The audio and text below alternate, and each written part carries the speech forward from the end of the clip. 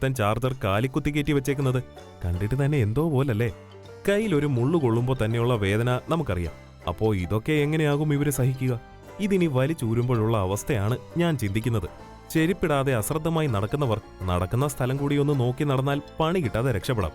അല്ലെങ്കിൽ കണ്ടില്ലേ, പ്ലഗ് പോയിന്റിൽ കുത്തേണ്ട ചാർജറൊക്കെ കാലി കുത്തിക്കയറ്റി നടക്കേണ്ടി വരും. നമ്പർ 7.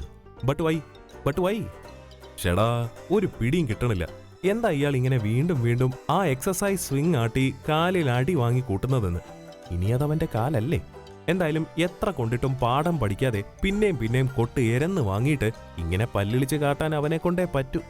എന്തിനാണത് ചെയ്യുന്നതെന്ന് അവന് പോലും ഒരു ബോധമില്ല. ഇവന്റെ കാലിനല്ല തലക്കിട്ടാണ് അടി കൊടുക്കേണ്ടതെന്ന അഭിപ്രായമുള്ളവർ ഈ വീഡിയോ ഇപ്പോൾ തന്നെ ലൈക്ക് ചെയ്യൂ. ഈ മനുഷ്യൻ നമ്മളെ ഒരുപാട് കാര്യങ്ങൾ കാണിച്ചു തരുന്നു. 1, നമ്മുടെ എല്ലാ പ്രശ്നങ്ങളും ഉണ്ടാക്കി വെക്കുന്നത് നമ്മൾ തന്നെയാണ്.